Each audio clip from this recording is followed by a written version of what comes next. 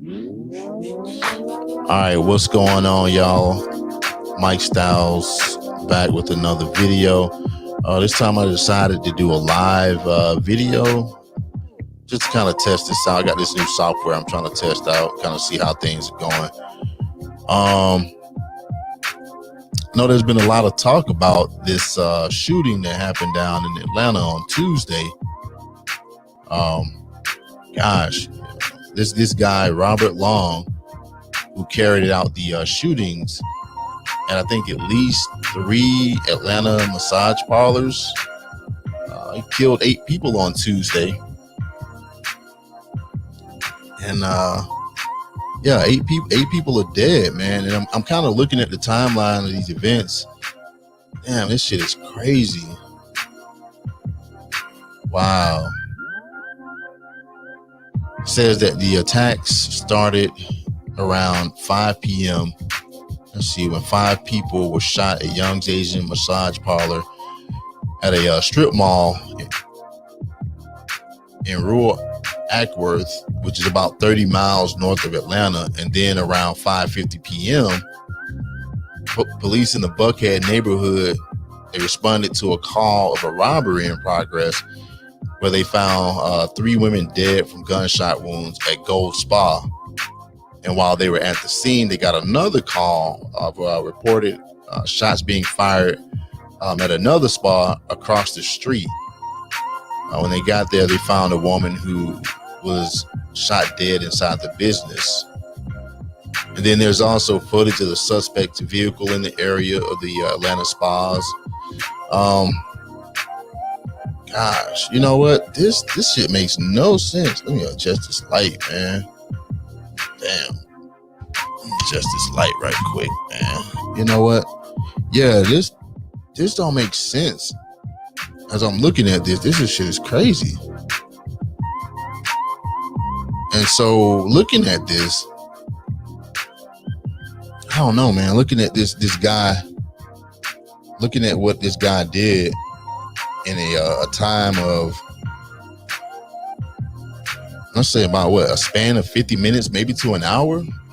Damn.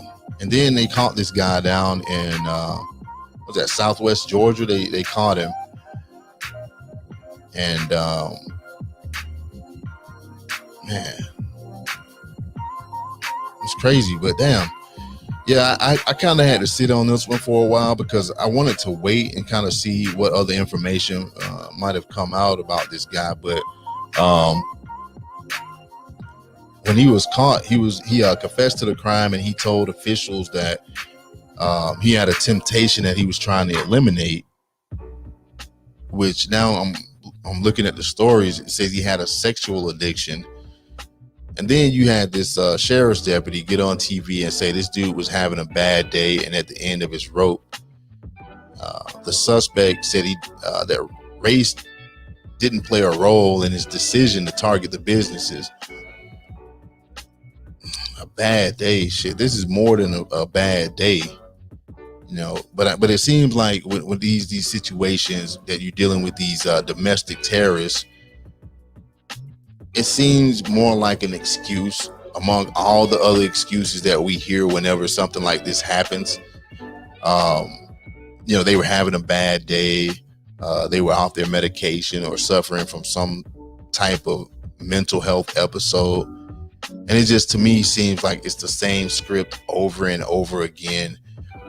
They've had some kind of traumatic childhood experience, a personal crisis, or some kind of grievance that, you know, is somehow used as an example to try and validate the, I guess, kind of like to provide reasoning, you know, as to why they did what they did. But one thing I think about it is that let's stop blaming mental health. Let's stop blaming guns, because as you look back on all these mass shootings, man, you look back, you have to, you know, I don't know, it's just hard to explain, but these dudes were and are fucked up people. You know, if I'm having a bad day, I'm not going to go out and kill people. And most people who are having this bad day, they're not going to go out and murder people. You know, they might hit the bottle, shit, smoke some weed, go to the gym, call off from work, quit their job, or cut some people out. But killing people, nah. So we got to stop making excuses for shitty people and their shitty behaviors and actions. But I would encourage everybody to kind of keep their heads on a swivel. Don't get too comfortable in your surroundings, even in your own homes, where it's supposed to be a place, a place of sanctuary. Even in places of worship, how you used to think that, going to church or whatever, was like safe. You thought you were cool, but hell, even in churches, you're not safe, man. So don't walk around like everything's sweet, and I hate to say it, but you kind of have to treat everybody as a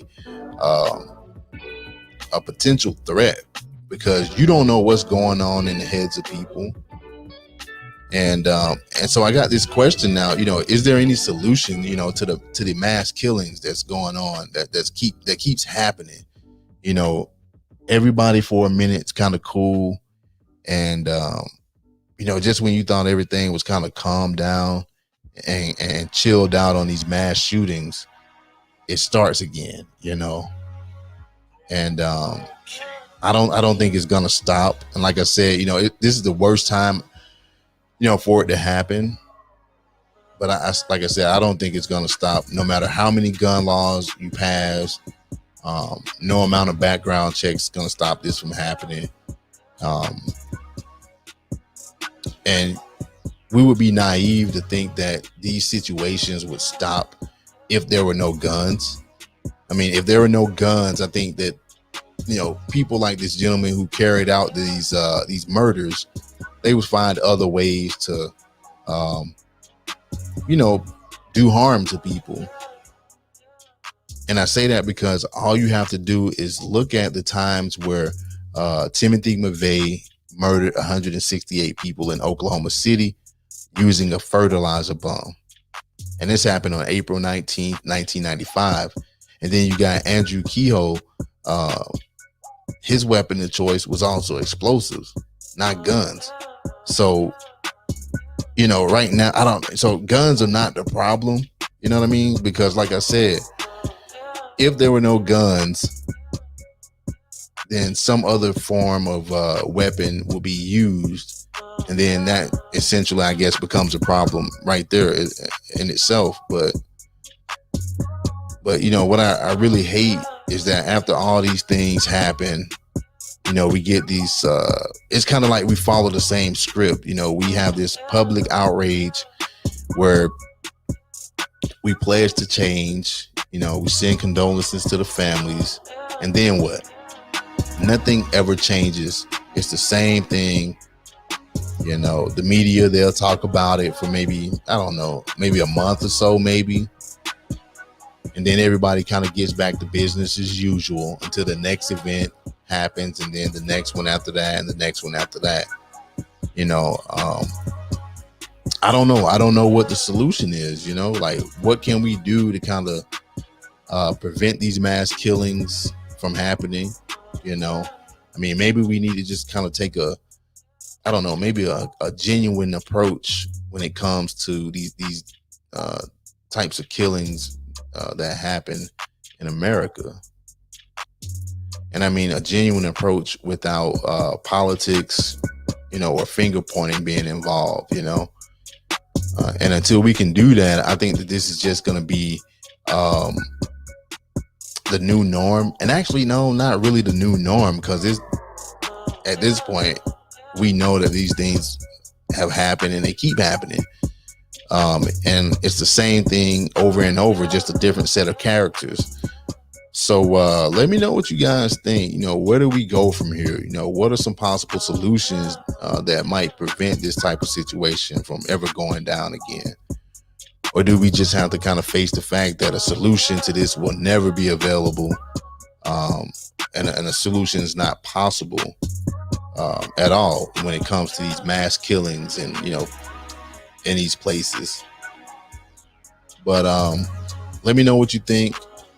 Until next time, take care of yourselves, take care of each other, and I'll see you on the next video.